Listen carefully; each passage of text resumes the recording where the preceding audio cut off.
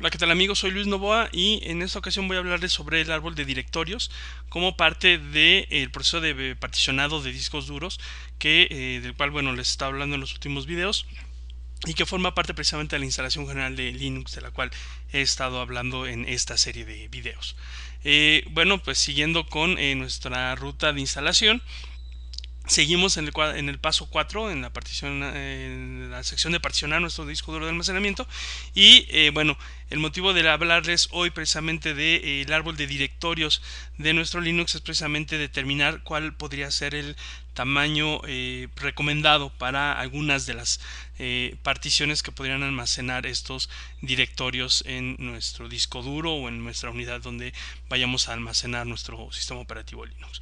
Bien, el árbol de directorios es la estructura que sostiene o que almacena todos los archivos que forman parte de nuestro sistema operativo y por supuesto aquellos archivos que nosotros vayamos almacenando dentro del mismo sistema operativo.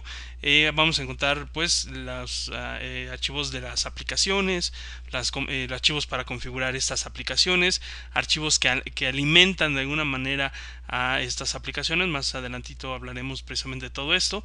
Los archivos, nuestros archivos, videos, música, trabajos, en fin, todos los archivos que vayamos requiriendo, bueno, todo esto se va a ir almacenando dentro de la estructura que tiene nuestro sistema de directorios de Linux. Y bueno, por supuesto esto va a vivir dentro de un sistema de archivos o varios sistemas de archivos, y esto a su vez vive dentro de una partición o varias particiones, ¿no?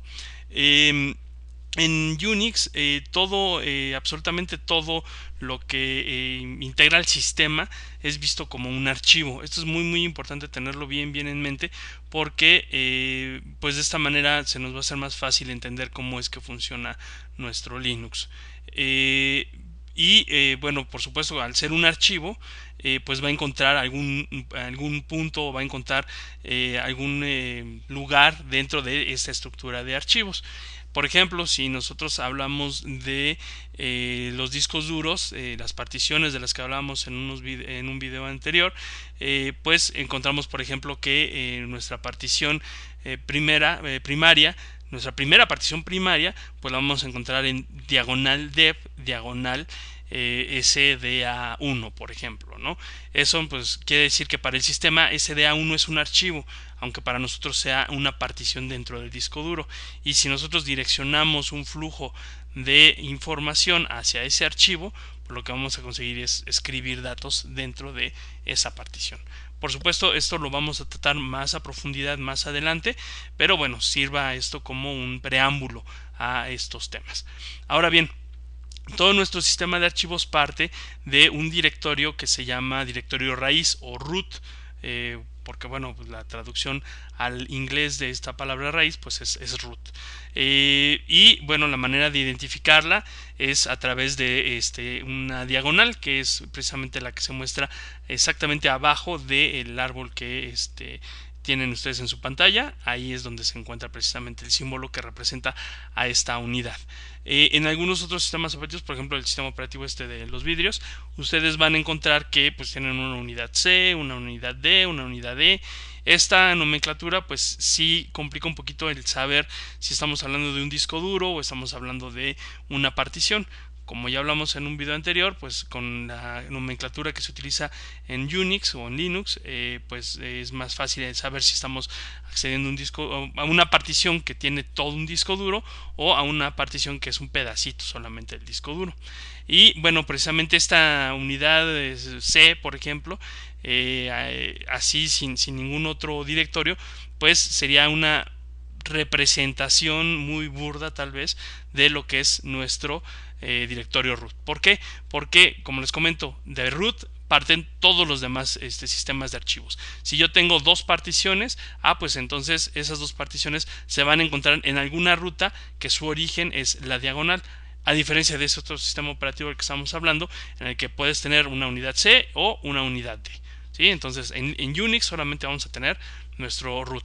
Por supuesto, este tema lo voy a tomar más a profundidad más adelante, solamente sirve como una introducción y bueno, vamos a hablar de algunos directorios solamente para nosotros poder definir cuál puede ser el tamaño más apropiado para poder generarle una partición dentro de nuestro disco duro y después no tengamos problemas de almacenamiento, o bueno, esos problemas de almacenamiento pues se presenten en un futuro pues no inmediato, ¿no? Bien, entonces quedamos de que nuestro directorio raíz, que se llama root, pues desde ahí partimos para ir creando todas nuestras rutas de almacenamiento. Ahora bien, la siguiente línea hacia arriba, pues tengo ahí varios nombres que son los directorios que en teoría deberían de aparecer en cualquier Linux. No debería de haber algún faltante dentro de algún sistema Linux sin importar qué distribución sea, ¿no? Está la partición boot, la etc, bin, proc, sbin, lib, usr, la partición, el directorio root, que hay que, ojo con esto, no hay que confundirlo con el directorio raíz, que es precisamente el de abajo. Hay un directorio dentro del directorio raíz que se llama root. Eso, bueno, más adelante veremos para qué sirve. Está el directorio home, el directorio var, el directorio tmp, el mnt, media, usr y dev. Para no entrar en confusión con respecto a el uso, por ejemplo, de este directorio que se llama root, R-O-O-T, con el directorio root, que es el directorio raíz, a este directorio raíz, que es el representado por la diagonal, así le voy a llamar directorio raíz.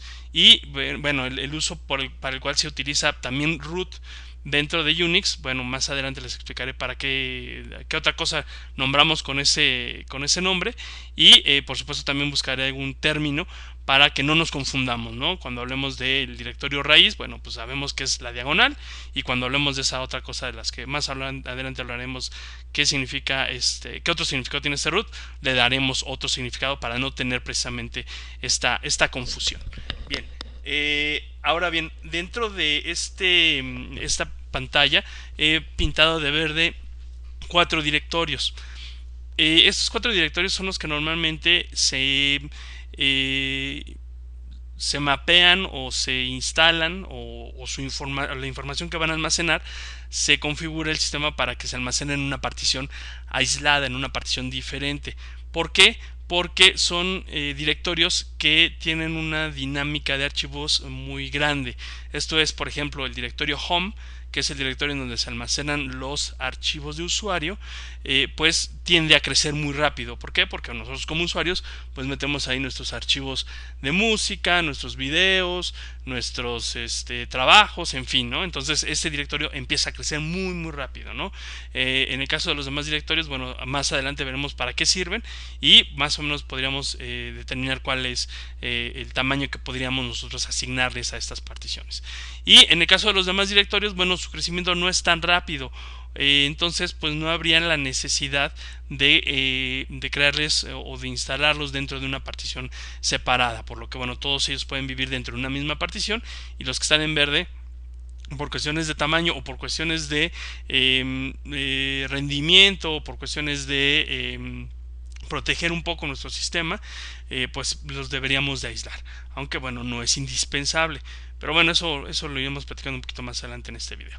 Entonces, quedémonos con que tenemos nuestro diagonal root, que es nuestra diagonal que es el directorio raíz, y a partir de ahí vamos a tener una serie de directorios de los cuales hablaremos más adelante en otro video ya a profundidad, pero hay algunos de estos directorios que se recomienda que nosotros los pongamos en una partición diferente.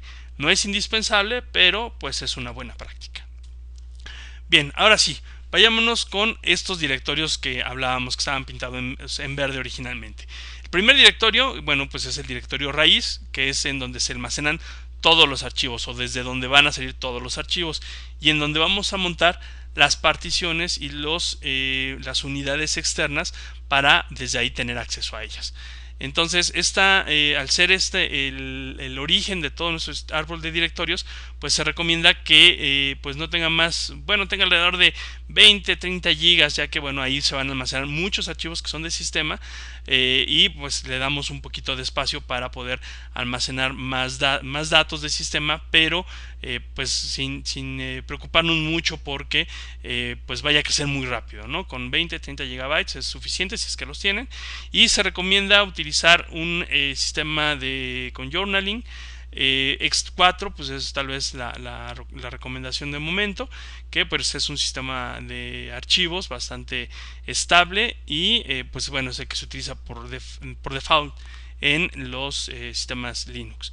Después existe la partición boot, que esta partición no es que crezca muy rápido, es una partición en donde se almacena el sistema de buteo o el bootloader, el gestor de arranque de nuestro Linux. Hay una parte más adelante dentro de esta serie de videos en donde vamos a hablar de este gestor de arranque. Y bueno, simplemente quedemos con la idea de que dentro de Diagonal Boot es donde se va a almacenar precisamente este gestor de arranque, y es muy pequeñito.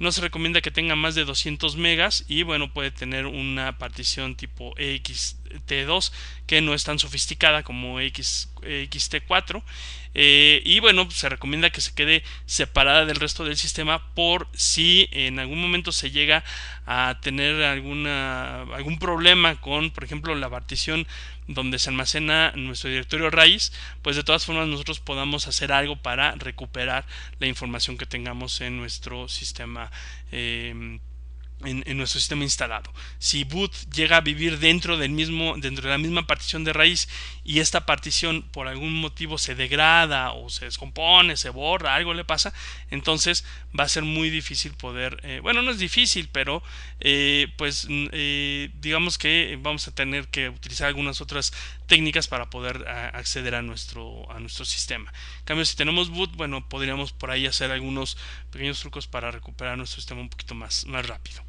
El directorio home, que bueno, pues como ya les comentaba, es el directorio en donde se almacenan los archivos de los usuarios. Se recomienda que tenga el mayor cantidad de espacio posible, ya que como somos usuarios, pues ahí vamos a ir metiendo nuestros archivos, ¿no? Y también, por supuesto, que se utilice una partición XT4 porque bueno, pues es, digamos, que la que se utiliza por default y es la que mejor funciona. Pero si ustedes van a utilizar una partición, archivos muy grandes, bueno, pues busquen un sistema de archivos que les permita manipular archivos muy grandes. De otra forma, puede llegar a suceder que, por ejemplo, si quieren copiar un archivo muy extenso de una unidad a otra, pues a lo mejor ahí se tarde un poco en hacer ese copiado. Si utilizan X4, por ejemplo, ¿no? Si utilizan otro sistema de archivos que precisamente esté pensado para manipular archivos muy grandes, pues entonces a lo mejor el intercambio de archivos ahí podría ser más rápido, o se reducen los riesgos de que se puedan corromper los archivos, ¿no? Pero bueno, X4 digamos que es el estándar. Ahora, el directorio var. En este directorio es donde se van a guardar los archivos de aplicaciones, pero aquellos que le sirven como mecanismo de alimentación a la aplicación. Me explico con esto. Por ejemplo, si nosotros tenemos un servidor web, el lugar en donde vamos a poner las páginas web, las páginas .html que tengamos, va a ser dentro del directorio var. Por ejemplo, los correos electrónicos, si es que nosotros vamos a poner un servidor de correo electrónico, pues todos esos directorios, todos esos correos electrónicos que se van a convertir en un archivo cuando lleguen a nuestra computadora, se van a ir a este directorio. Si tenemos algún otro sistema que requiera de archivos propios de la aplicación, pues precisamente pues se va a ir a este directorio, ¿no? También aquí en Diagonal Bar es donde se encuentran los archivos de registro. Todos los sistemas, todas las aplicaciones, conforme van funcionando, van teniendo un registro, una especie como de bitácora, en donde van almacenando los datos o las acciones que se llegaron a tomar. Si por ejemplo nosotros hacemos una configuración en nuestro servidor web y por algún motivo nos equivocamos, al momento de tratar de levantar nuestro servidor web, pues nos va a generar un error y no va a levantar el servidor. Una forma de saber ¿Qué es lo que está pasando? Es precisamente ir al registro de nuestro servidor web para ver si el servidor web escribió algún mensaje de error dentro de este registro. Este registro se encuentra precisamente dentro de diagonal var, y por lo mismo de que también se almacenan ahí estos archivos, tanto los que utiliza nuestra aplicación como los registros, los logs, pues es un directorio que tiende a crecer mucho y muy rápido. Entonces también se recomienda que lo separemos, si es que por supuesto vamos a tener algún servicio trabajando en nuestro servidor. Y en el caso de diagonal USR, pues es donde se colocan los archivos de las aplicaciones, los binarios, o pues lo que sería en este sistema operativo de los vidrios, los ejecutables, ¿no? de nuestras aplicaciones, ¿no? Si vamos a ponerle OpenOffice, bueno, todos estos archivos binarios que le dan vida a nuestra aplicación se van a guardar ahí en USR. Entonces, si vamos a estar instalando varias aplicaciones, pues lo mejor es colocar ahí nuestros datos. Ahora, si ustedes pues quieren probar Linux, es la primera vez que lo utilizan, quieren algo no tan sofisticado, bueno, la recomendación es que pueden tomar su disco duro, una tercera parte asignársela al directorio raíz, y 2/3 partes pues al directorio home, ¿no? Y de ahí, bueno, pueden partir para ir haciendo pruebas y ver qué directorio es el que pues comienza a crecer. Si de repente su perdón, si su directorio root comienza a saturarse, pues habría que ver cuál de los directorios que se están almacenando ahí en root es el que más cantidad tiene, y bueno, en una siguiente instalación o llevar a cabo algún proceso para separar precisamente este directorio y colocarlo en otra partición, ¿no? Y bueno, pues esta es una recomendación, pueden seguirla. Otra opción es que cuando estemos instalando nuestro sistema operativo, pues simplemente le digamos ahí que lo instale todo dentro de el mismo, en una sola partición, ¿no? Hay algunas distribuciones que ya permiten eso, le das la opción guardar todo dentro de una sola partición, o en el disco duro sin particionar, y te genera todo el disco duro, se utiliza para todos los directorios. Bien, ahora vamos a hablar de la partición swap, de la que bueno ya platicábamos en el video anterior, y bueno, pues ya les explicaba yo precisamente en ese video qué es esto de la swap, cómo funciona, por qué se requiere. Y bueno, este asunto de la swap tiene pues hay una discusión muy intensa en cuanto a cuál debe de ser el tamaño de swap que se le debe de asignar a un sistema, ¿no? Partimos de que bueno, Linux ya tiene un buen rato en el mercado. Cuando surgió Linux, bueno, las computadoras tenían una RAM muy pequeñita, porque bueno, la RAM era muy cara. Entonces pues estábamos hablando de que pues tener 512 megas en RAM pues ya era mucho, ¿no? Entonces pues se manejaba primero una regla que decía que si tenías menos de 512 megas en RAM, pues tu swap debería de ser del doble de tu RAM, ¿no? Esto es 1 GB de swap. Si tenías 512 megabytes de RAM, pues entonces lo mejor era que tu swap tuviera el mismo tamaño que la RAM. Esto para poder almacenar toda la RAM dentro de la swap, ¿no?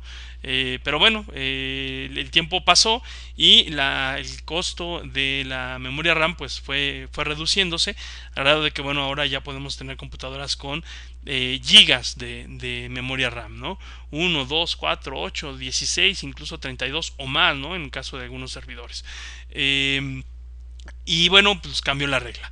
Ahora la regla era que pues si tenías menos de 2 GB o 2 GB de memoria RAM, pues lo mejor era multiplicarla por 2. Entonces si tenías 1 GB, bueno, pues crearás una swap de 2 GB. Si tenías 2 GB de RAM, entonces tuvieras una swap de 4 GB.